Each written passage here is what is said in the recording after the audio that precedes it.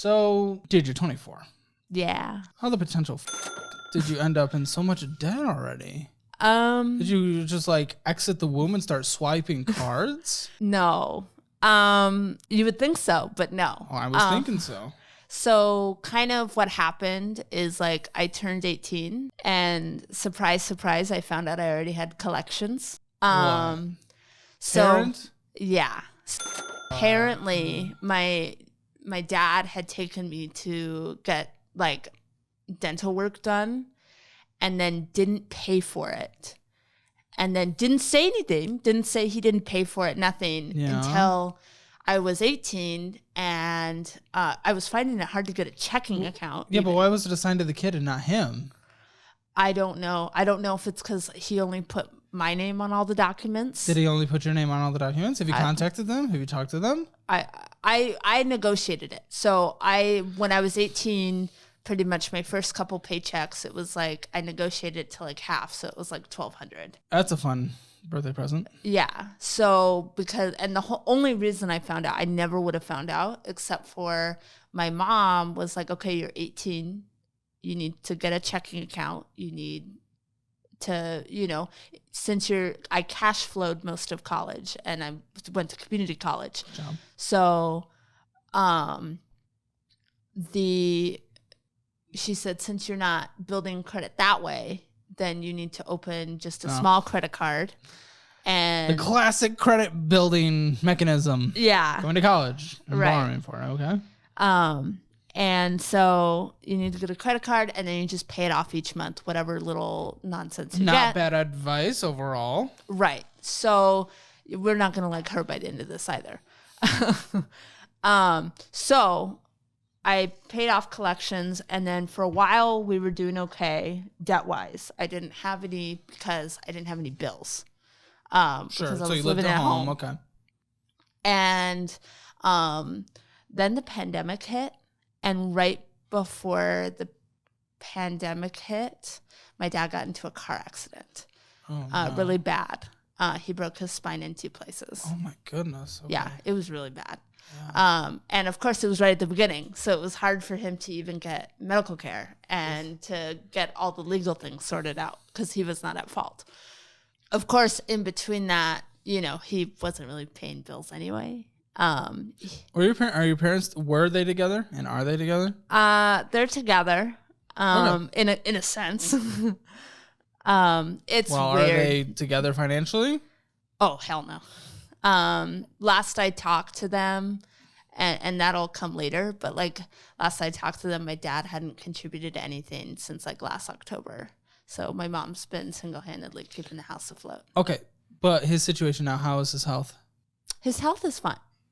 His physical health is fine. His physical health is okay. So he's able to work again? Oh, yeah. No, he's been back to work. Now you're suggesting something else. Yeah. So he has had a bad habit of whenever he can get out of responsibility, he'll do it growing up. So like once I got a job and I turned 18, on a fairly regular basis, I would wake up in the middle of the night to him going through my purse because he would take my card. Oh, because that's gross. Right. Because that's disgusting. So because the lights would get turned off and then my mom would be understandably upset because it's like you're only in charge of the light bill. Like, what the hell? And then obviously he didn't have money for it because I don't know what he spent his money on. And he, when I'd wake up and I'd catch him and be like, what are you doing? He's like, well, you don't want mom to be angry with you, do you? And I'm like... Oh, what a disgusting... that's abusive, right? To be very clear. Yeah. Not physically, but that is a form of abuse. It's financial abuse and emotional as well. Yeah. That's where the PTSD comes in. And to be honest, that's like the lesser of evils. So then... we come out of that and then we hit the pandemic and everything shuts down. My dad no longer works and then now he smokes. So then I'm expected to fund the cigarettes, even though I'm no longer working because I got laid off.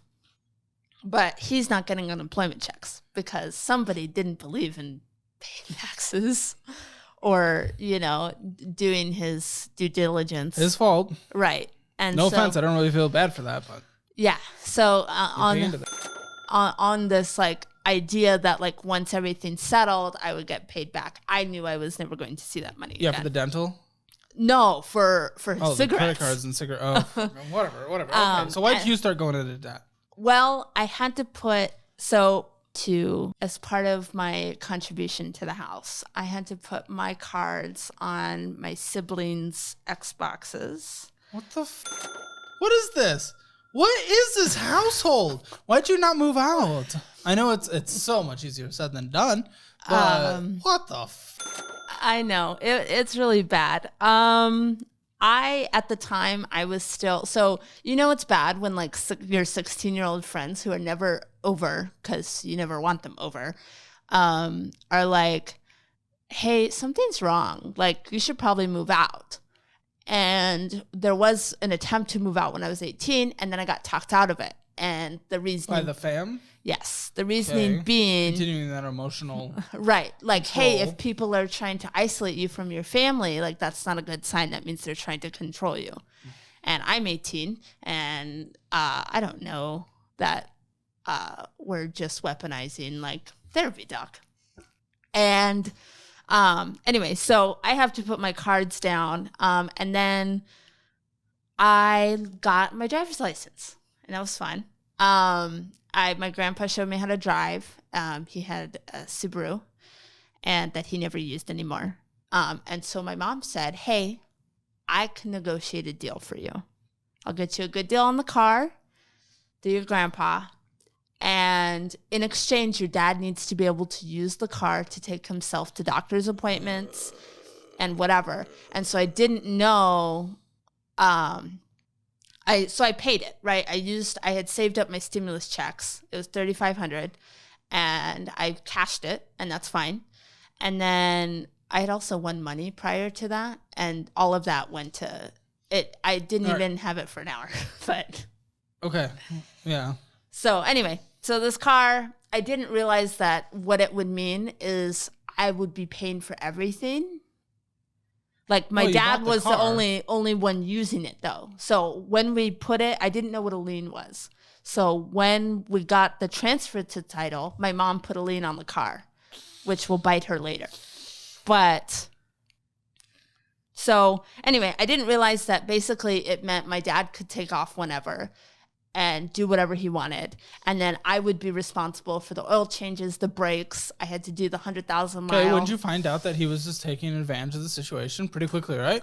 Yeah. So that's when we look for an apartment or we move in with a friend. I'm not sure. Do not get me wrong. I'm not going to even come close to shaming you for not moving out and getting out of a bad situation. But more so, I'm just trying to understand, like, why do you think? Was it the continued talking out? Well, no. So basically at that point, I figured out, oh my God, something's wrong in this house. Yeah. And everybody seems to think it's me. And for what it's worth, we're only hearing your side of the story. But. Right. But yeah. And there's only so much time. So so part of the problem was I had just spent my entire savings on this car. Yeah. And we are still 2020. So I have not gone back to work full time yet, because at the time I was working for a school. I was a teaching aide. Okay. And I was only working part time. I was not making enough money to move out. I needed to wait until we went back in person, so then I would have full time wages. Where are we heading? What is this? Okay. So why does this debt exist? This debt exists because I moved out with debt, and then I couldn't afford my bills. So I had to take out more debt, and then I got into a car accident. And you got into a car accident? Yes. Oh. Right. So I got into a car accident. My grandpa helped me and helped purchase the new car because he didn't. So we got the money. Obviously, the check was in my mom's name. We're headed down another rabbit hole. I want to stay focused. Yeah. So anyway, so he helped me. So I owed him $5,000. Okay. On top of the debt I already had at that time already. And I I had already lost the job because the condition was I couldn't do delivery. And I had switched positions. The condition with grandpa? Yeah. In order to... Him? What? Why? Because of the car crash? Yes. And because my dad got into an accident driving Uber. Not unreasonable. Well, yeah, but your dad sounds like a dumb... Yeah. So that was part of the condition. So I had to find a new job. So I found a new job. And my mom basically decided that she needed to be involved in every aspect and said, like... Tell her to off. I wish I could. That's what we're working on in therapy. And so basically she's like, what are you paying your grandfather each month? And like hounded me and was like, you're thoughtless, reckless, selfish, all of these things. And your grandpa thinks so too. And oh, gross. This is manipulate. This is so gross. Okay. I want you here. Quiet for a second. Go off. No, one second. I want to do this thing for you. Go off. Clip that audio and just play it for her every time she's being an absolute stupid mother. I know. Okay? I know. If you can't say it, I'll say it for you. Yeah. It's so much easier said than done, and there's no shame on your behalf, not even close, for not dealing with situations. Because when in this, it sounds like a whole cesspool of emotional manipulation and all this stuff. So you're not at fault for that. You're not at fault for not pushing back on that, and I'm glad you're in therapy. That's fantastic. But I need you to stand up for yourself now, immediately. We haven't even talked about your documents yet, and we'll get there. But off the bat, immediately, I know just from the history, from only your side, but the history, dude, I need you to stand up for yourself. So you'll be proud. Keep on working with that with your therapist, but stand up for yourself and tell her to f*** off. Yeah. So I recently told my dad to f*** off. So you'll be proud. He wanted me to delay graduation. I'm supposed to graduate in May 24. Absolutely f*** off. Yeah. And so I could loan him money. Yeah. So sorry, I don't want to. I mean, you love him. He's your dad, right? Maybe. I don't even know. No, he doesn't have anything saved for retirement. I know he's gonna die on a Walmart floor. Gross. And I'm gross. happy He to grosses me out. I feel disgusted because of this man.